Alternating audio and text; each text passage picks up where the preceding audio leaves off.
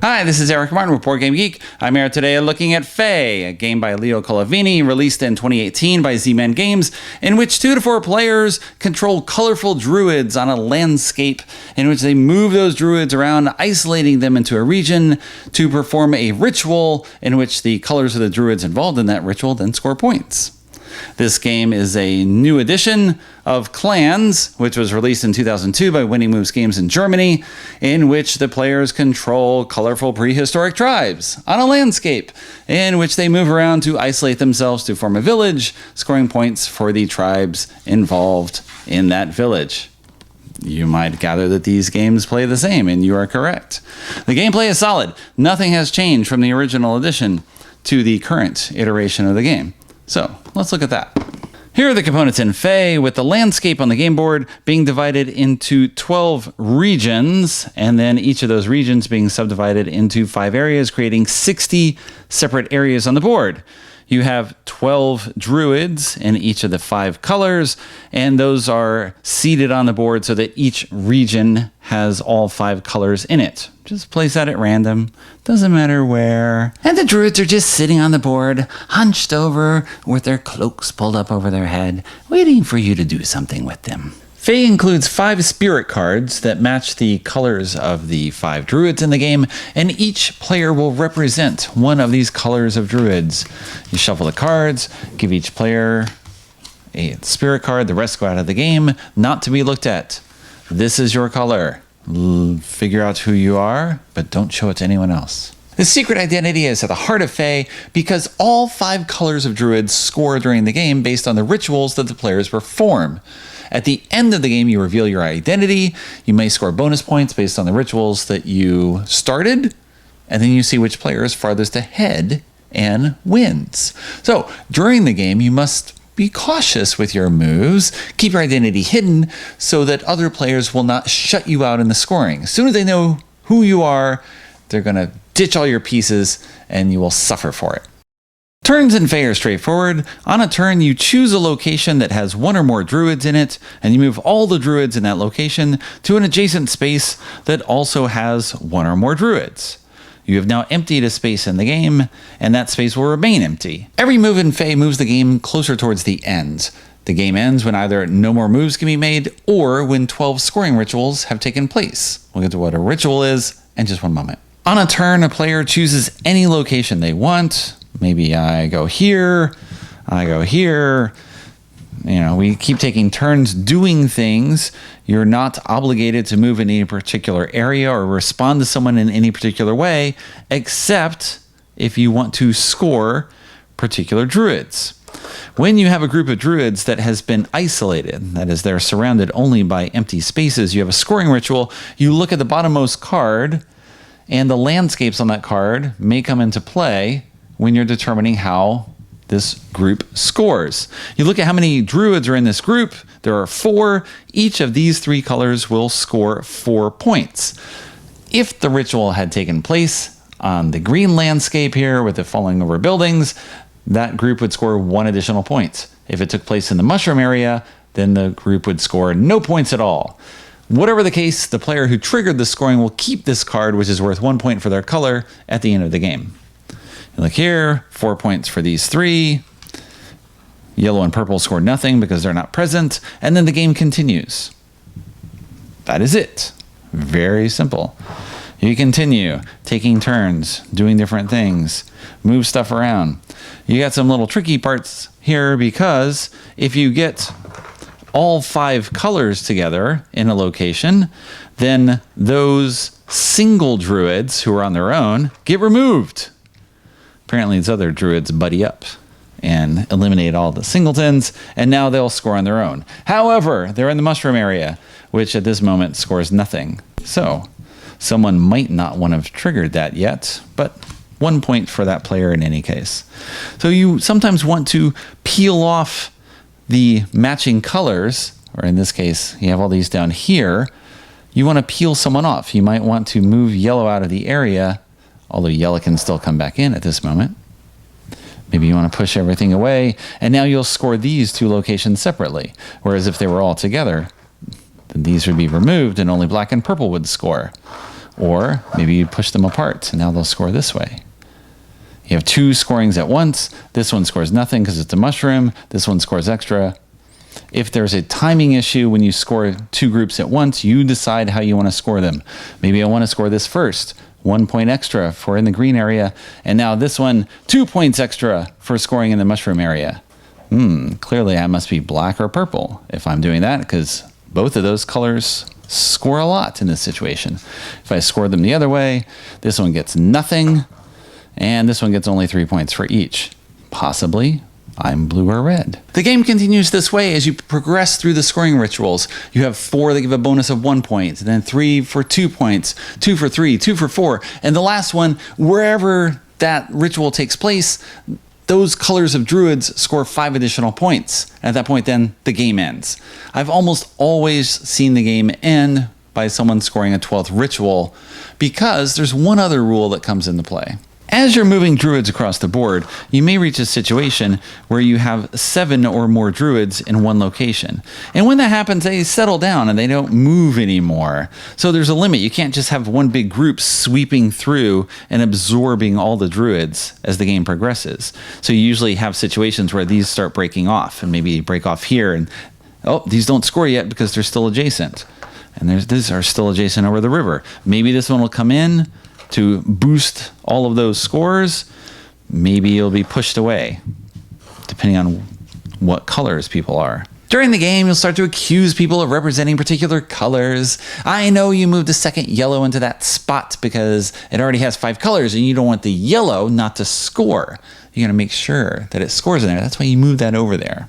I know. Oh, wait, you're putting 3 red tokens together because you're trying to score. You're not red. You're trying to dump all those red in one place so it'll boost the values of yellow and black. I know that, so you must be one of those 2 colors. When the game ends, you reveal your color. You score 1 point for each of the ritual cards that you have in front of you, and whoever has the most points wins.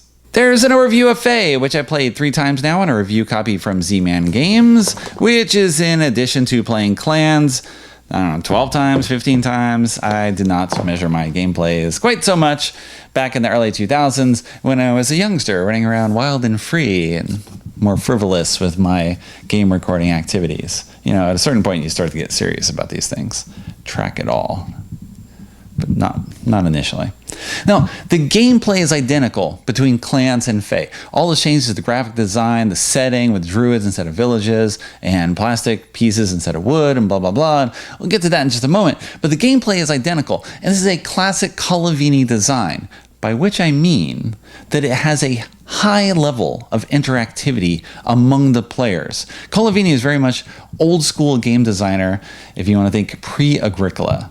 Not influenced by that multiplayer solitaire school, which tons of people love, and there's many fabulous games in that school. Colavini does not do that. He typically has a shared playing space where everything you do in that space, everything you do on your turn is going to affect the possibilities of other players. Often it's very minor. Clans start 60 locations. You have 60 places that you can choose on your first turn. And for each of those locations, you have 3 to 6 options of where to move that druid. It's a huge number of possibilities. Something you're not even going to begin to calculate. Just don't. It doesn't really matter. And as the game progresses, those possibilities get smaller, but each time you do something, it affects what's going to happen down the line. What can possibly score? You push 2 purple druids together, that's telling people something. And that's going to make them respond to that based on whether they're purple or not, or what they think you are. So of course, there's a lot of misdirection in terms of what you're doing. And you have to play people a few times to really get their sense of play and their style. That's all exhibited through the play on the board. And that's very much, again, a Colavini hallmark, I guess I would say. Just something you recognize from a lot of his games where the gameplay takes place in a very simple rule set that's then injected in this shared space, and everybody is affecting everyone else based on what they're doing.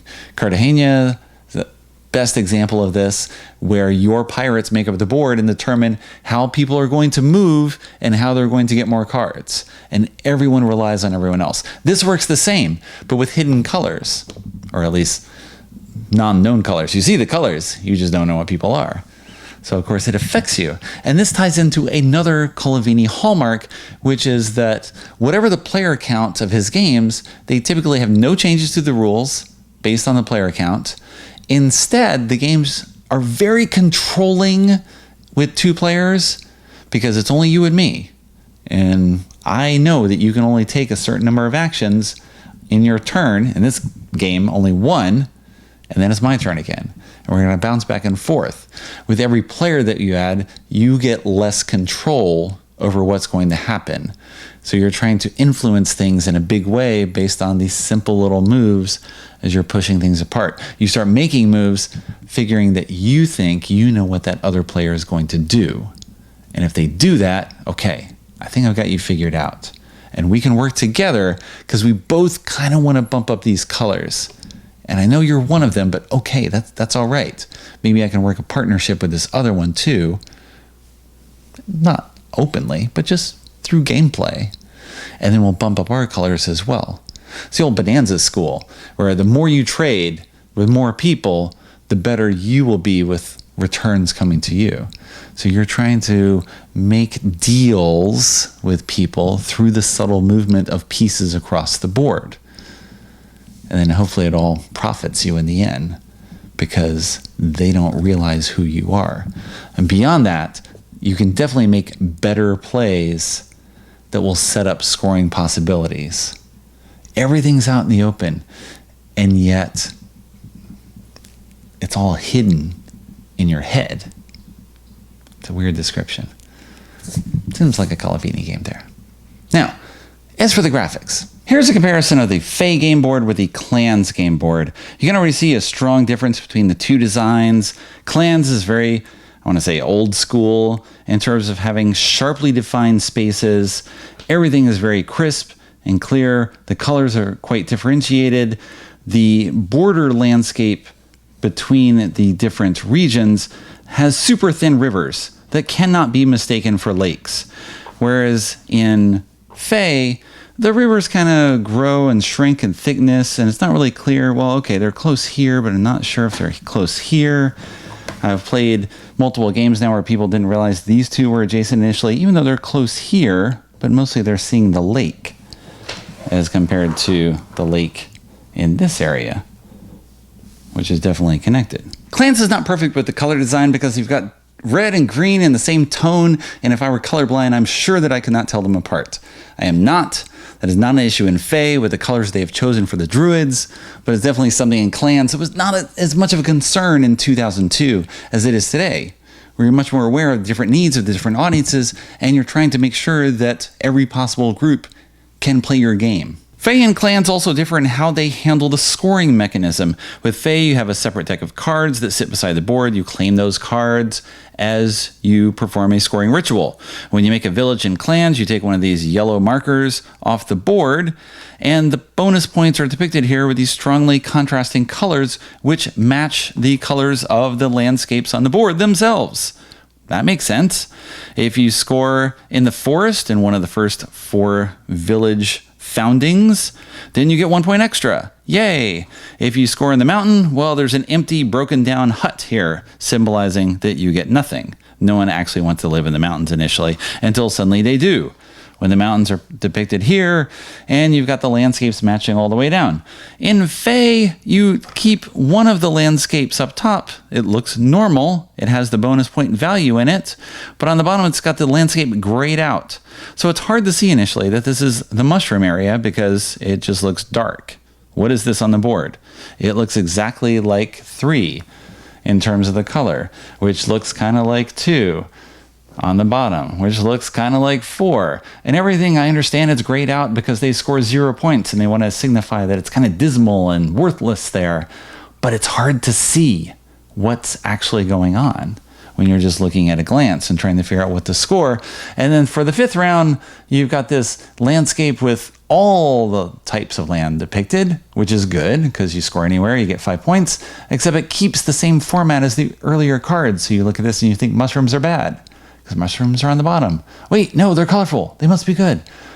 Why do this? Why make this confusing? The identity cards in Fe are represented by cards, which is great. They look gorgeous. Love the illustrations on them. In Clans, you have small tiles with the colored roof signifying which color you are. So there's no real difference there, except in any game with hidden identities. Why would you bleed the color to the edge of the card where it is more likely to be seen if the card is slightly raised as it's sitting on the board, or it's reflecting on the table and you can possibly see the color reflecting off of that? Why would you do that? Don't do that.